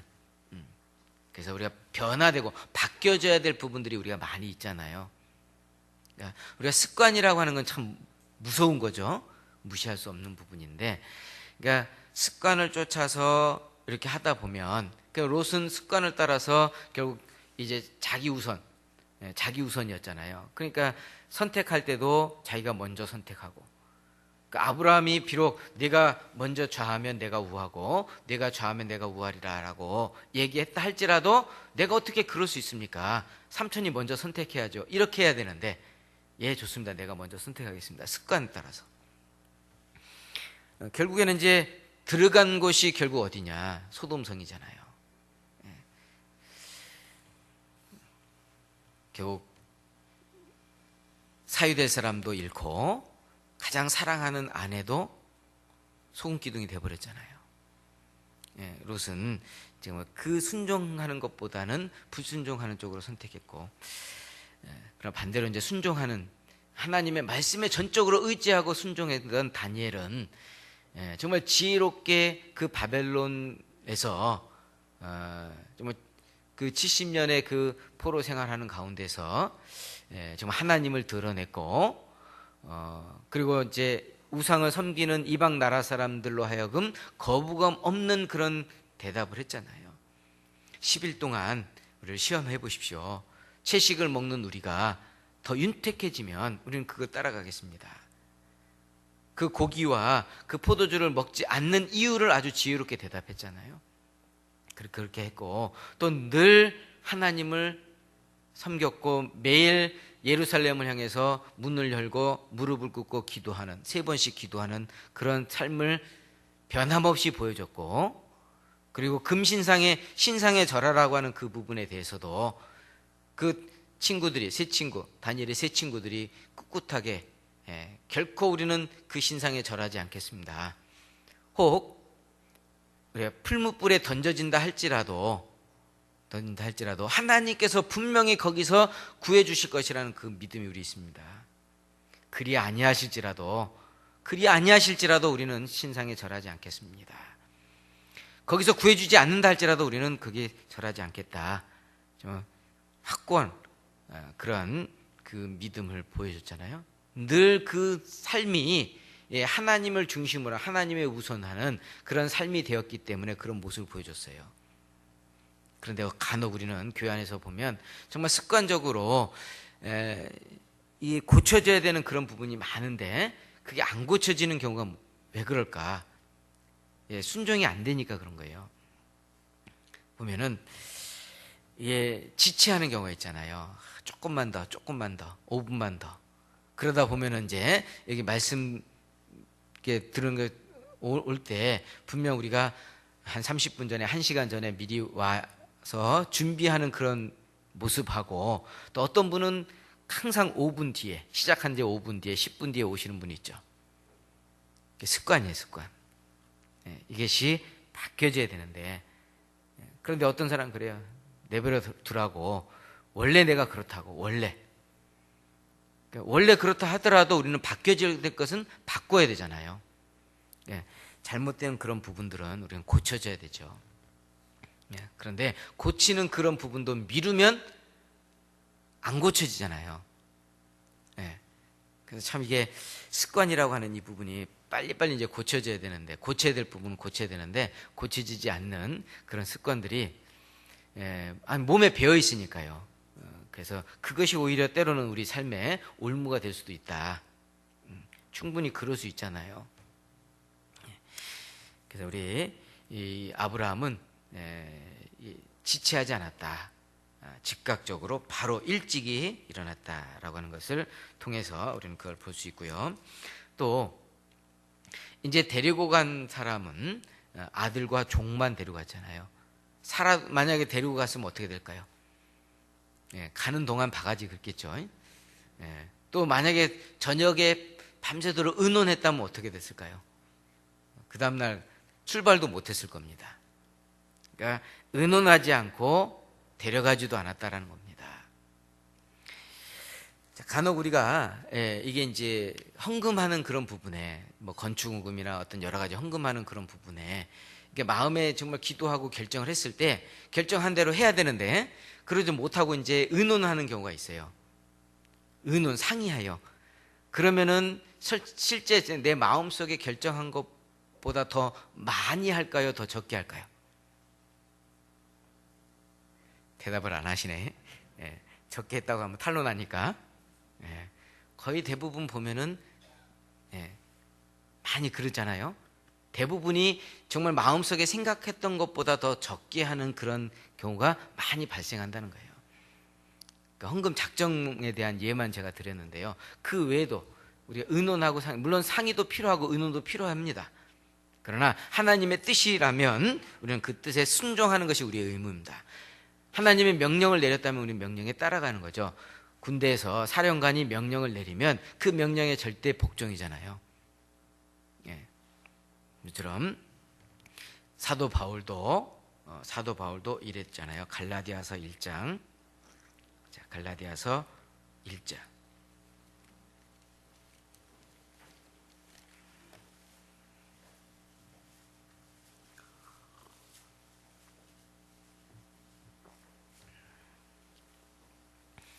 갈라디아서 1장 15절. 그러나 내 어머니의 태로부터 나를 택정하시고 은혜로 나를 부르시니까 그 아들 이방에 전하기 위하여 그를 내 속에 나타내시기를 기뻐하실 때에 내가 곧 혈육과 의논하지 아니하고 또 나보다 먼저 사도된 자들을 만나려고 예루살렘으로 가지 아니하고 오직 아라비아로 갔다가 다시 다메섹으로 돌아갔노라. 이 말씀에 보면 16절에 후반부에 그래 돼 있죠. 내가 곧 혈육과 의논하지 아니하고 상의하지 아니하고. 물론 사도 바울은 이제 복음 전하는 그 일에 자기 전부를 하나님께 드리고 하나님께 드릴 때 가족들과 의논하지 않았다. 그래서 이 예수님에게 내 부모에게 내 가족에게 먼저 인사하고 내가 주님을 따르겠습니다 라고 또 아니면 이제 죽은 자를 내가 장사 지내고 내가 주님 따르겠습니다 라고 했을 때 죽은 자들은 죽은 자에게 맡기고 또 나를 쫓으라 라고 얘기하셨고 손에 쟁기를 잡고 나를 따라오는 자는 내게 합당치 않다라고 했죠. 뒤를 돌아보는 자는 내게 합당치 않다. 그러니까 뒤를 돌아본다라는 얘기는 항상 이제 뭔가 염려라는 어떤 그런 부분이라는 거죠. 그래서 의논하게 되면 이제 그런 문제들이 발생을 할 수 있기 때문에 그래서 아브라함은 사라도 데려가지 않았고 오직 이삭 그리고 종들을 데리고 갔습니다. 그리고 이제 종은 그 밑에 잠시 이제 머물게 하고 이삭하고 단둘이만 이제 산으로 올라가는 그런 장면이 이제 창세기 22장에 나옵니다. 그때 이제 또 한 번의 그 아브라함 마음속에 이제 시험이 왔죠. 한번 보시죠. 창세기 22장입니다.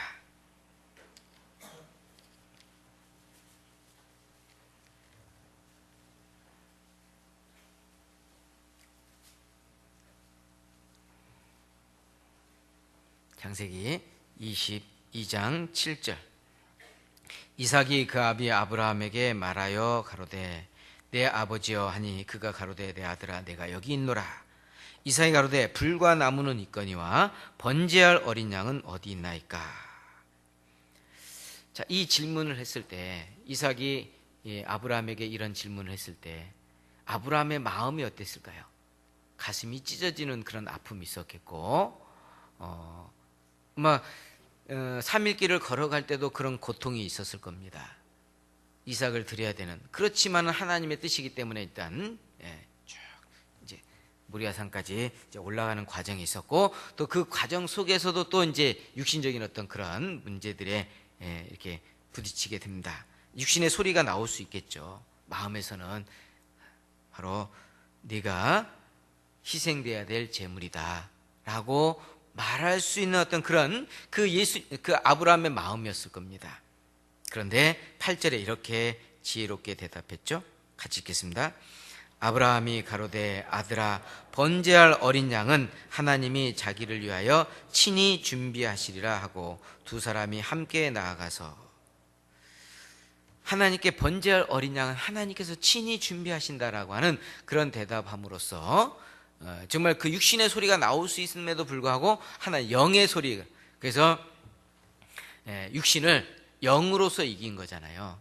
우리 안에 성령이 들어와 계시고 우리 육신적인 어떤 그런 문제들이 있을 때 우리 성령의 힘으로 그걸 이기는 승리하는 그 모습이 필요한 거죠. 아브라함은 그것을 우리에게 보여주셨습니다. 자, 이 결과로 하나님께서 이 합격 통지서를 주셨죠. 12절입니다. 믿음에 대한 합격 통지서라고 할 수 있겠죠. 12절 함께 읽겠습니다. 사자가 가라사대 그 아이에게 내 손을 대지 말라. 아무 일도 그에게 하지 말라. 내가 내 아들 내 독자라도 내게 아끼지 아니하였으니 내가 이제야 내가 하나님을 경외하는 줄을 아노라.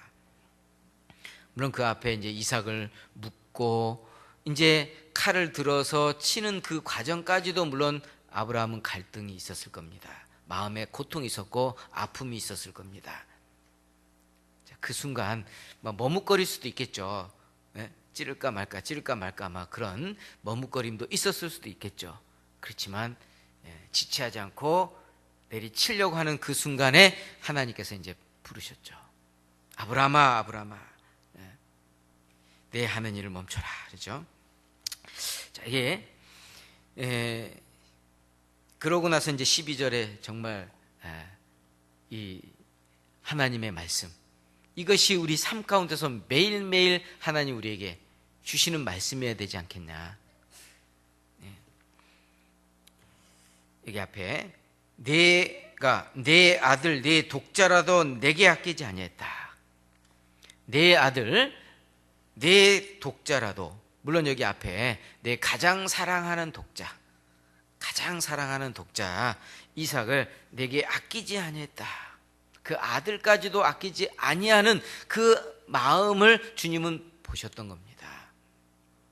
우리도 마찬가지 우리의 마음을 주님 보시기를 원하시잖아요. 내가 주님을 얼마만큼 사랑합니까? 내가 다른 사람보다 나를 더 사랑하느냐라는 그 베드로의 그 질문 하신 것처럼 우리에게도 질문했을 때 나는 어떻게 대답할 것인가? 주님이 나를 사랑하신 그 사랑을 우리가 계산을 해본다면 천문학적인 거잖아요. 상상할 수 없는 엄청난 그러한 사랑을 우리는 받았다라고 할 수 있을 겁니다. 예수님에게 질문했잖아요. 내가 형제가 내게 잘못한 것이 있는데 내가 몇 번 용서해 주리까? 7번 용서해 주리까? 70번씩 7번이라도 용서해 주라 라고 말씀하시면서 비유를 들어서 예수님이 설명했죠. 어떤 사람이 1만 달란트 빚진 것을 얘기하셨습니다. 1만 달란트 빚진 사람, 1만 달란트라고 하는 것이 얼마나 큰 액수인지를 지금 돈으로 계산해 본다면, 자, 1달란트가 6천 데나리온이에요. 1데나리온이 하루 일한 품삯입니다. 그럼 우리가 하루 일하면 얼마 받습니까? 잘 하루 품삯 안 받아봐서 월급으로 받으니까 보통 이제 하루 뭐 일한 품삯을 10만 원이라고 한번 계산해 보죠. 그럼 6천 데나리온은 얼마입니까? 10만 원 곱하면 되잖아요. 6천만 원이에요.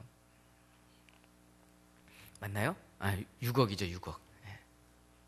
1달란트가 6억이에요. 그러면은 1만 달란트는 얼마 되겠습니까? 돈으로 계산해 보십시오. 물론 한 사람이 그렇게 빚진다고 하는 건 사실상 불가능한 것인데, 예를 들어서죠. 그만큼 큰 은혜를 우리는 하나님으로부터 받았다라는 겁니다. 그런데 그 1만 달란트 빚진 그 사람이, 이 빚진 자가, 채주가 탕감해줬잖아요. 돈을 빌려준 사람이 탕감해줬습니다. 안 갚아도 된다, 탕감해줬는데 그것을 받은 그 사람이 자기에게 100데나리온 빚진 자를 용서해주지 못한 행동을 보여줬잖아요. 자, 그러면 우리는 하나님으로부터 받은 것을 생각하면 엄청나게 많은 큰 사랑을 지금 받고 살고 있다라고 할 수 있어요. 그렇다면 주님을 사랑하고 형제자매를 사랑하고 그리고 이뤄진 영혼들을 사랑하는 것, 그건 우리는 당연한 거잖아요. 그렇다면 우리에게 있는 모든 것은 다 누구 것이냐? 다 하나님의 것이라 했죠. 우리가 살아도 주를 위하여, 죽어도 주를 위하여, 사나 죽으나 우리가 다 주의 것이다 라고 로마서에 있는 말씀처럼 그 말씀 우리가 읽고 우리가 그렇게 고백하잖아요. 그럼 다 주님의 것이에요. 아까울 게 없다는 겁니다. 그런데 하나님은 분명 우리에게 잠시 나에게 맡겨주신 거예요. 맡겨주신 것을 하나님은 우리에게 요구하시는 겁니다. 하나님의 일을 하는데 쓸 수 있도록 하나님은 필요로 하기 때문에 달라 하시는 겁니다. 하나님이 부족해서 달라는 게 아니죠. 그럴 때 내게 아끼지 아니했다라고 했습니다. 내게 아끼지 아니했다. 그러니까 하나님께 드리면 하나님은 더 좋은 것으로 준비해 놓고 있잖아요.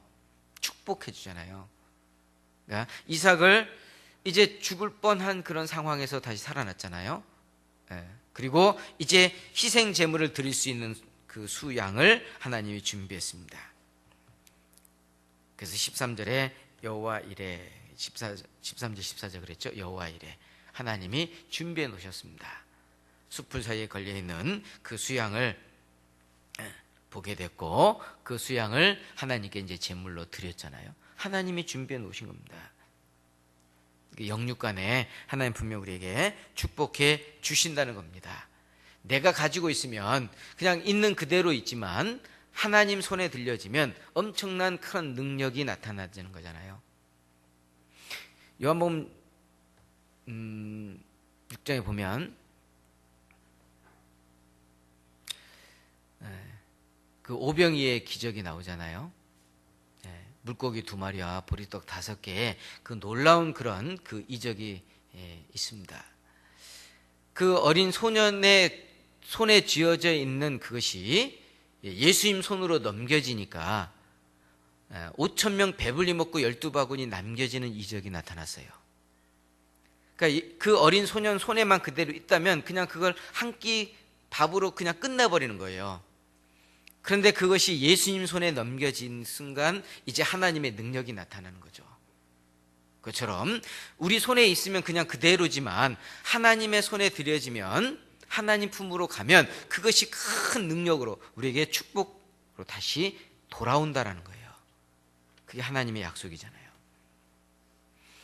사르밧 과부도 그 흉년 시기에 이제 남아있는 그것으로 자기와 아들 둘이 먹고 죽을 그런 각오를 했었던 거잖아요. 그런 상황에 엘리야가 그 떡을 해서 달라 하니까 그 선지자인 줄 알고 엘리야에게 줬습니다.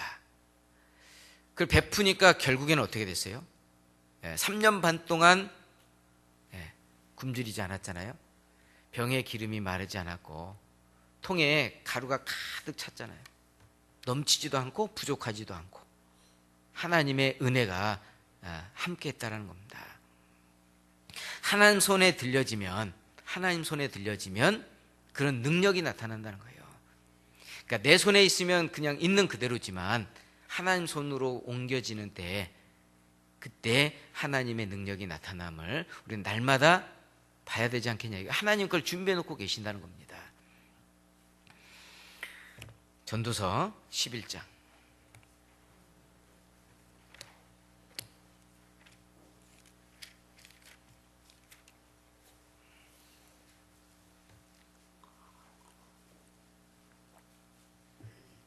전도서 11장 1절입니다.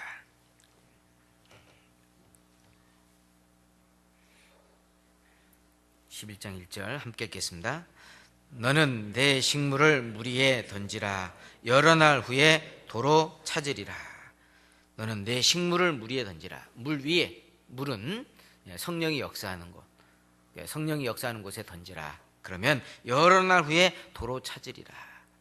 던지라는 이야기는 여기 들이라는 그런 의미와 같잖아요. 내 손에서 떠나는 거거든요.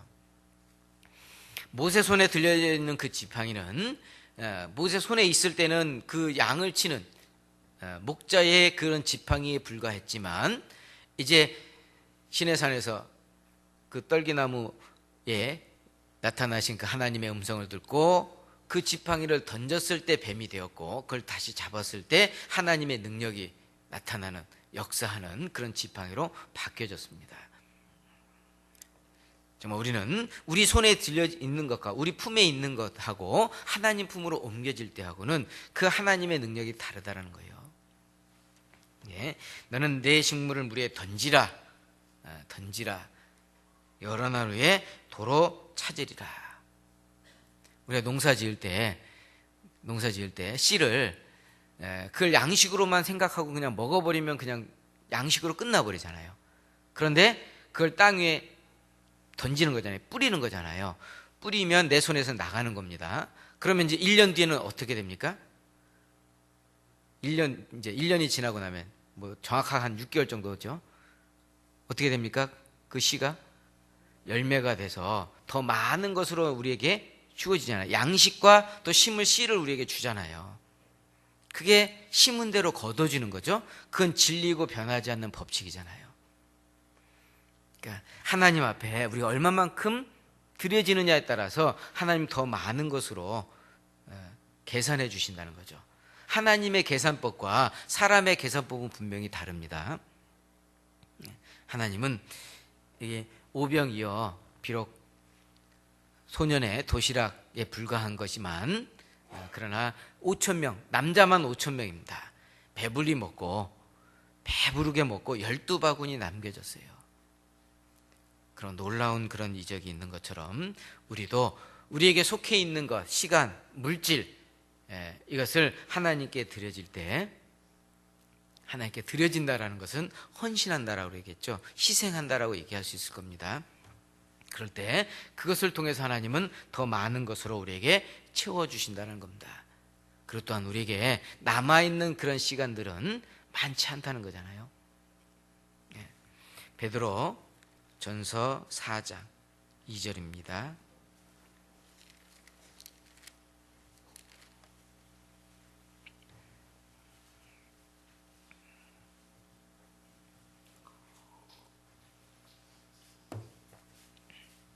베드로전서 4장 2절.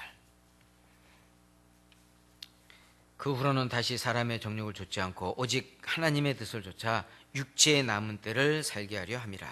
육체의 남은 때, 우리의 남아있는 시간, 좀 하나님 앞에 우리가 남아있는 시간이 그렇게 많이 남아있지 않다라고 한다면, 정말 우리에게 가장 사랑하고 가장 소중하게 여기는 것, 그것을 하나님 오늘 시간 하나님께서 우리에게 번제는 거 완전히 살라버리는, 불사르는 거잖아요. 완전히 태우는 겁니다. 완전히 드리라 했을 때 우리는 어떠한 자세 해야 될까? 아브라함처럼 이유를 묻지 않았잖아요. 불평과 불만도 없었고 핑계도 되지 않았습니다. 나 이런 것 때문에 핑계되지 않았고, 또 사라와도 의논하지 않았고, 또 미루지도 않았습니다. 그리고 또한 어떤 육신적인 어떤 그런 문제가 있을 때 영적으로 그것을 승리했습니다. 이겨나갔잖아요. 그처럼 우리도 같은 그런 마음이 돼야 되지 않을까. 정말 우리의 믿음이 흔들리지 않고 견고한 그런 믿음이 돼야 되지 않을까. 고린도전서 15장 58절입니다. 우리 잘 아는 대로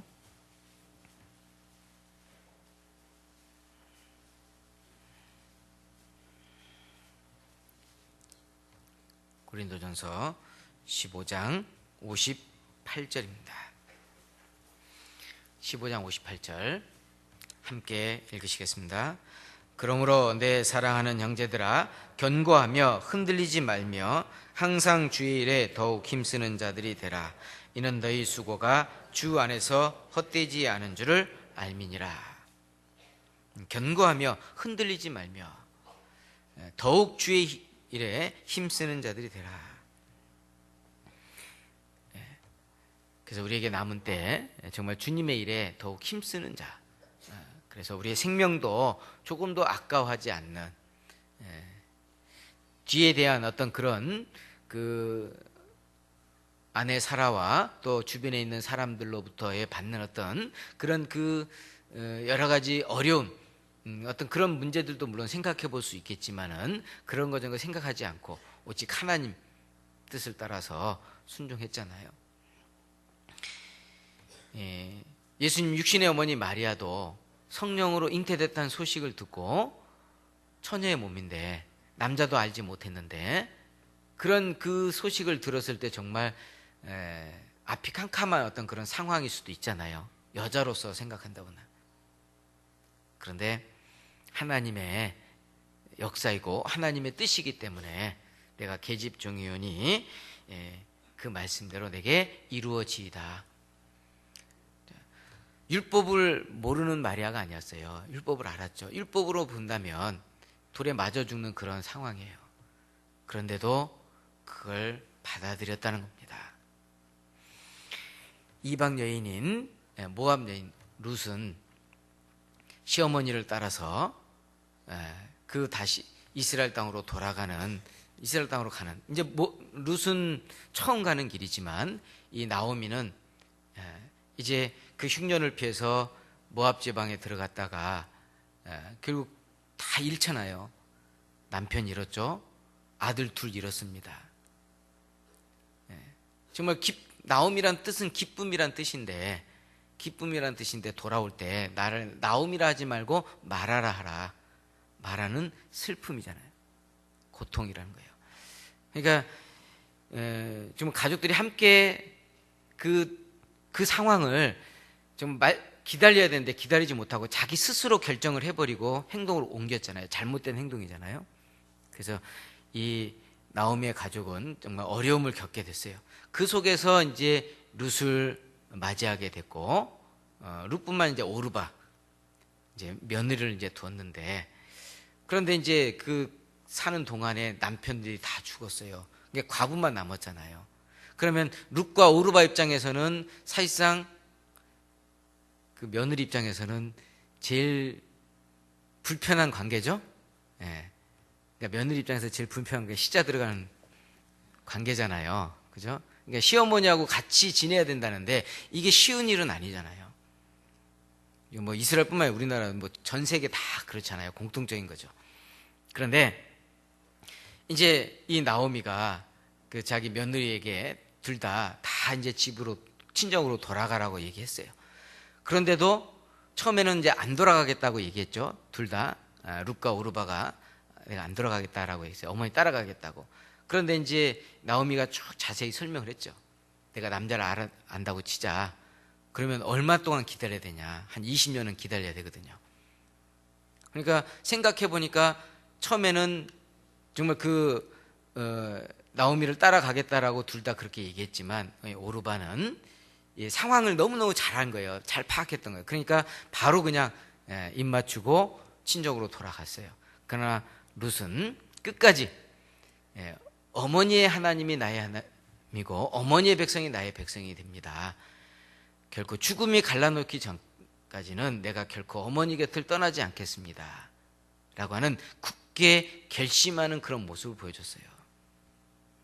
그러니까 결국에는 이 룻은 보아스를 만나게 되고 그리고 다윗의 증조모가 되잖아요. 예수님의 그 족보에 들어가게 되고 또 성경에 여자의 이름으로 기록된 성경책이 있거든요. 룻기와 에스더, 그 영광을 얻게 됐죠. 비록 이방 여인이지만 모압 여인, 그가 이스라엘 땅에 들어가서 이방인으로서 이방 민족으로서 이스라엘 땅에 들어가서 산다라고 했을 때 결국 이방 사람들을 이스라엘 사람들은 개 취급했잖아요. 수르보니게 여인에게 그랬죠. 그 주인의 상들에 떨어지는 거 개들도 주지 않는다고 그랬을 때 그 우리 맞습니다. 난 개입니다. 수르보니 여인이 그랬거든요. 주인에게 그 상에서 떨어지는 그 부스러기도 먹습니다. 그런 그 입장이었잖아요. 그 모압 여인 룻은 그거 생각 안 했겠습니까? 앞에 놓여져 있는 그 어려움, 핍박, 고난 그거 생각 안 했진 않았을 겁니다. 그렇지만 그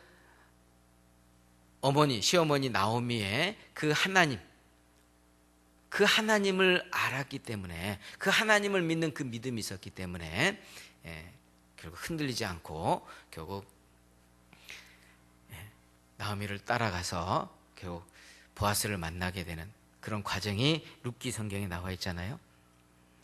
그거 보면 앞에 상황을 놓고 보면 정말 두려울 수 있는 그런 상황이지만 그러나 하나님이 함께 하신다는 그런 확고한 믿음이 있었고 그리고 내게 소중한 것도 결코 그건 하나님이 다 주신 것이라는 그런 믿음, 내가 가장 사랑하는 그것도 하나님이 주셨다라는 그런 믿음, 그것도 조금도 아까워하지 않는 그런 그 믿음이 그래서 줄 때 하나님 더 큰 것으로 갚아주시잖아요.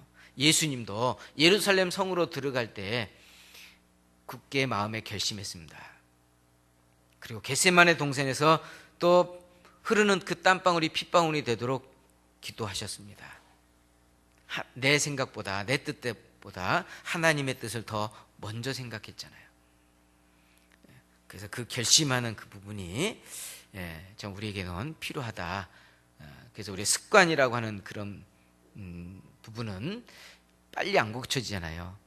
그래서 결심을 해야 되고 그 결심한 것을 우리는 미룰 것이 아니라 즉각적인 순종이 돼야 된다라고 하는 것을 오늘 그 아브라함이 이삭을 하나님께 드리는 그런 내용을 통해서 같이 생각해 보았습니다.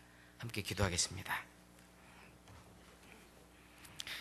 우리를 사랑하시는 거룩하신 아버지 하나님, 주님의 은혜에 감사드립니다.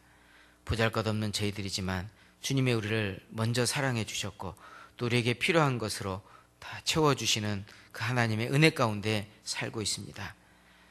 이때까지도 함께 해주셨던 주님, 또 주님 앞에 가는 날까지도 저희와 항상 함께 하신다고 하는 그 약속을 믿고 의지합니다. 또 우리에게 있는 모든 것 다 주님께서 우리에게 주셨음에 주님께 다시 드리는 그러한 삶이 우리 날마다 이루어질 수 있기를 또한 원합니다.